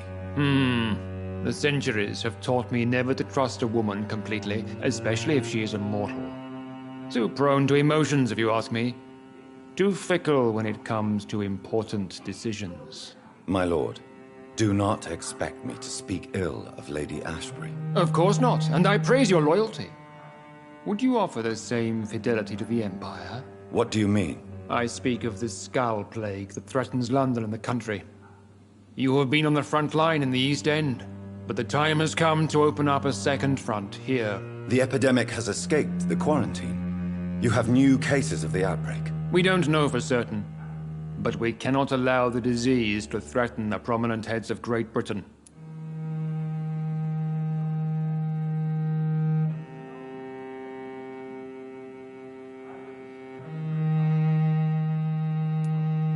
Why do you suddenly need me?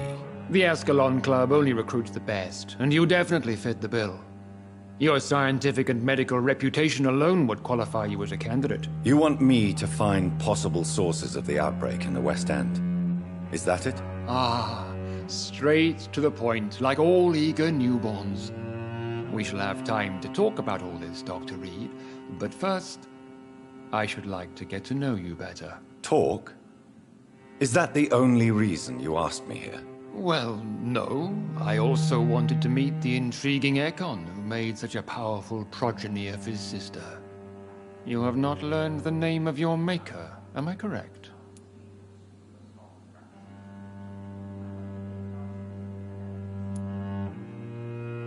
No, I haven't. Have no embarrassment, Dr. Reed. We all make mistakes. But whatever your lineage, you are definitely Ascalon material. What do you mean? I would like you to become a member of the Ascalon Club, and to serve me as such. Before I accept, I have so many questions. Please ask. What does it mean to be a member of the Ascalon Club? It means that you swear to protect the interests of the Crown, that you become a loyal servant of the British Empire.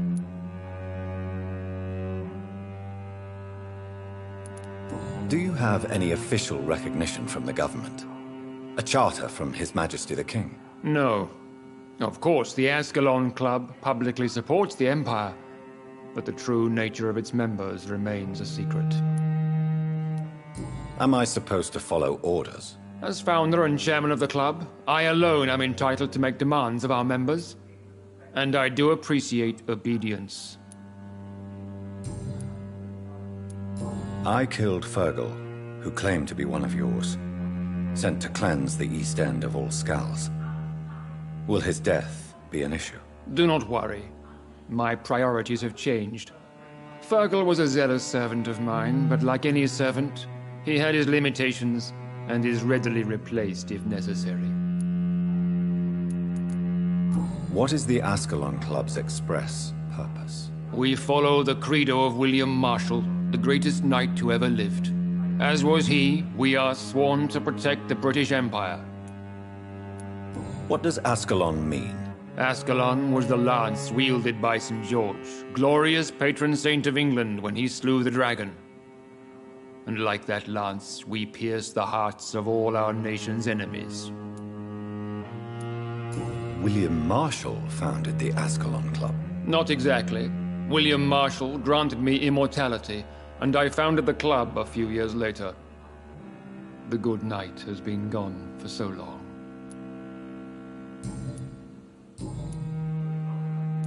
I agree to join the club. This is good news. Good news indeed in these crucial times. Let's inform the Assembly formally and proceed with your initiation. My initiation? Fear not. Nothing fancy nor dangerous. It is just that we...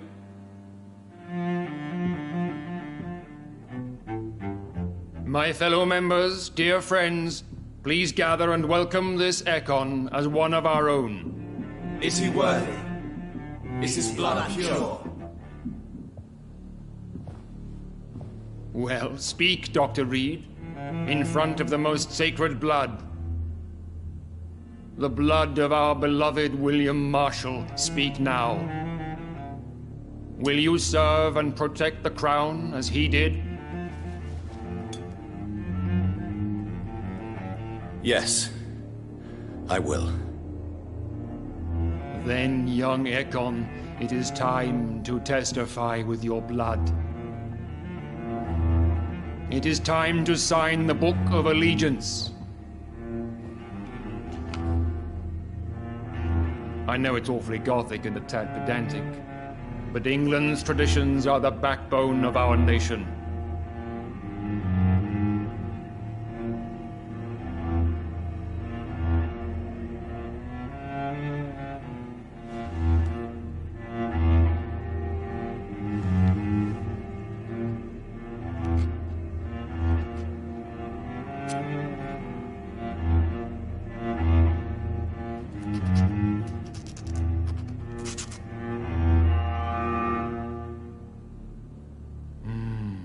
Delightful.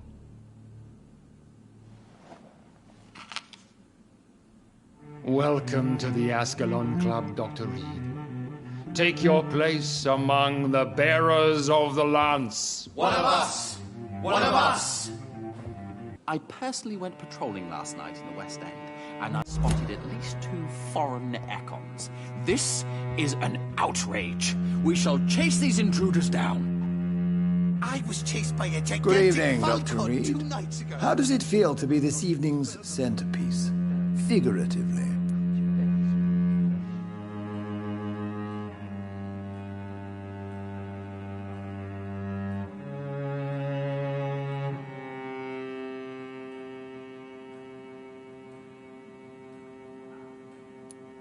I feel perfectly fine. Do I have cause for concern? Do not be alarmed. The Ascalon Club has a tried and tested policy for choosing its initiates. May I ask who you are, sir? Why would you be interested? Well, as you seem to be the only man in the room with a beating heart, you draw quite a bit of attention yourself. Ah, vampire senses never cease to fascinate me. They dwarf those of mere mortals. I am Aloysius Dawson, by the way. Are you a member of the club? Yes, I am. And I have been for many years. And will be until the day I die. What can you tell me about it? It's not really my place to give you such information. I am merely a mortal member, and a dying one at that. Are you sick? Personally, I consider my advancing years are a sickness in itself. My body is slowly abandoning me, Dr. Reed.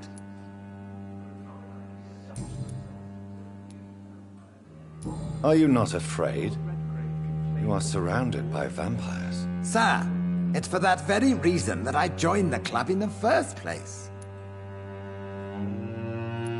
Is not the nature of this club a secret, shared by only a privileged few? My dear Dr. Reed, I have spent years and a fortune precisely to gather that kind of information.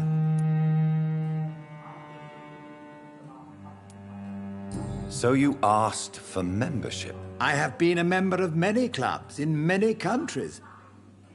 But I must admit, this one is my favorite.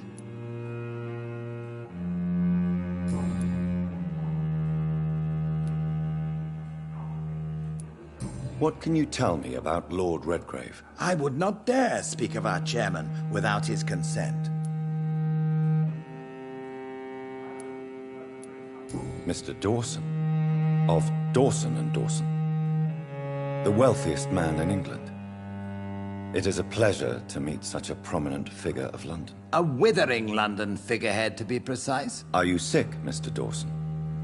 I am a doctor, you know. My case is beyond the scope of traditional medicine. I have spent fortunes on the world's most competent doctors to arrive at that diagnostic conclusion. I'm sorry to hear that, sir.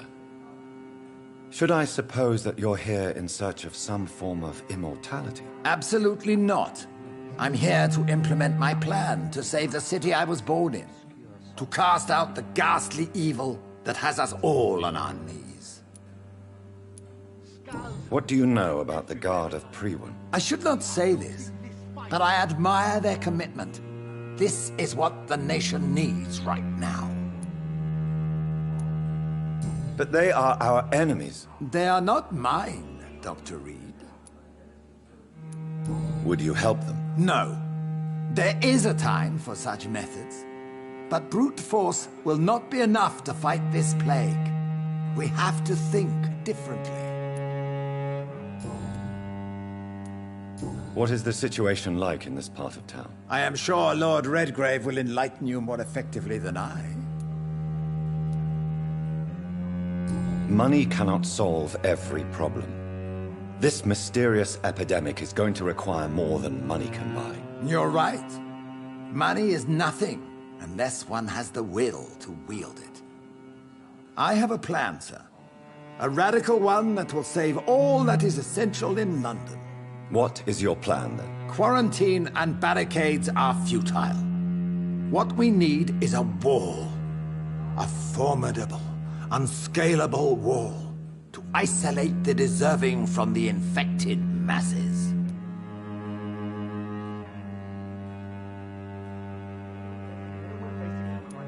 By doing so, you would create two separate ghettos. What if the disease gets past the wall? The results would be disastrous. Not if we eliminate all suspected cases of infection as soon as they appear. A necessary sacrifice. Are you not mistaking sacrifice for summary execution? Why do you care? Are you not a vampire? Removed from all mortal concerns? Decisiveness is what the city needs, and it needs it now. I'm sure you have more important things to do than talking with an old man like myself. That went well, did it not? It is always useful to bolster the troops' morale, especially before a difficult battle. You have the makings of a general, my lord. I was, though very long ago. Well, not quite a general, but a proud defender of the crown. So why did you really want to meet me? Straight to the point again, young Ekon. All right, let's talk, you and I, Lance Sparrow. I'm listening, my lord. According to my spies, you have worked with Dr. Edgar Swansea on the epidemic, and your findings were quite alarming. Do you know Edgar Swansea? Not personally, but I've been told he has some sort of immortal fetish and is a good friend of yours. Does it bother you that I consider him my good friend? As long as you reveal nothing of the club's inner workings, why should I forbid you engaging in conversation with the good Dr. Swansea? You were spying on me? Not personally. I rarely leave this building. But once he found you, Fergal kept me informed. Until you put an end to his mission. Who was Fergal? I don't see him sipping tea with the others in the club. Fergal Banshire was my squire of sorts. Even before becoming that magnificent beast, he was a brute. He served me well for decades. No, I mean, what was he? He was clearly no ordinary vampire. No. He was a Volcod. All muscles and instinct. Quite the rare breed. Ferociously territorial. Mortals often mistake them for werewolves. You do know I killed him? Yes. Will you bear ill will towards me for his death? Of course not. Your victory was quite impressive and courageous. You earned my respect. Yes, I'm convinced the recent invasion of frenzied Skulls in London is directly linked to the epidemic. This is not the Spanish flu, but something else. I would be glad to hear more of your discoveries, Dr. Reed, but for now, my main concern is the security of London's inhabitants, both mortal and immortal. What do you mean? Alarmed by the epidemic, the Guard of Prewen has started a war against us British vampires. To appease the situation, we must eradicate the Skulls. Skulls are malevolent and disgusting creatures. I knew I was right to induct you, Dr. Reed. You would not dare lie to me on such a vital topic now, would you? So, what do you want me to do? I want you to investigate the city thoroughly. I have reason to fear there are cases of contagion in this part of town. Our absolute priority is to find and cleanse them. And how would you like me to proceed? By all means necessary, Dr. Reed.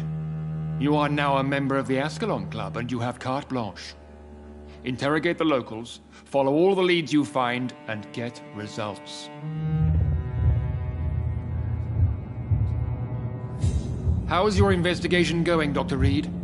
Time is our enemy. I have a few questions for your lordship. All right, but be quick.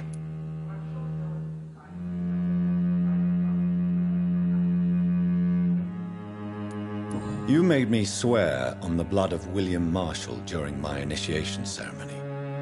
Why was that? William Marshall was the most glorious knight who ever lived. He served 5 kings, and was a living William Marshall was a vampire? Is this some sort of joke? That would be joyful news, for it would mean he still walks among us. But alas, the great knight has left this world for good.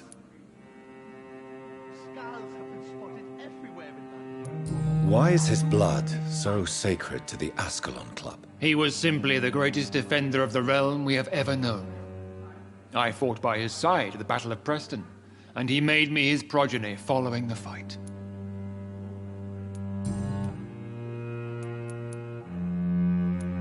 May I ask you about the mortal who attended my initiation?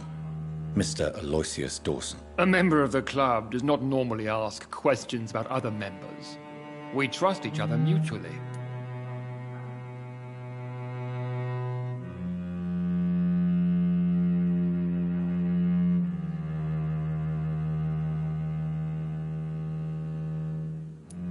But Mr. Dawson is mortal. Are you not afraid he might reveal who you are? Especially to your enemies. Aloysius Dawson is a man of his word, as are all of us. This is the Ascalon Club, Dr. Reed. We do not grant access to the unworthy. So he really is a member, then? Indeed. Only the most eminent members are allowed to attend such ceremonies. Even if I admit some of us fled during the first hours of the Great Hunt.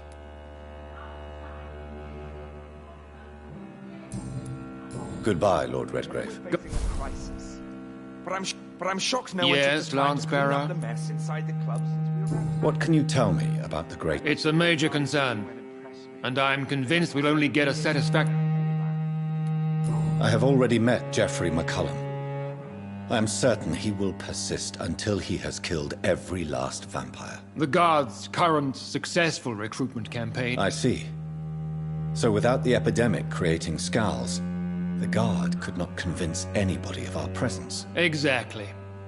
Once we have put the epidemic behind us, we need only... What about the risk of a full-scale attack here? Geoffrey McCullum is a daring leader. That is exactly why so many of our number have left the country until things improve. But not me. I founded this club. I'll die defending it. Goodbye, Lord Redgrave. Godspeed, Dr. Reed. We are counting on you. I personally went patrolling last night in the West End, and I spotted at least 2 foreign echoes. This is an outrage. We shall chase these intruders down. I was chased by a gigantic falcon 2 nights ago. Have you heard the rumors of some horned vampire revealing himself and singing obscure songs around the city? What is this malevolence?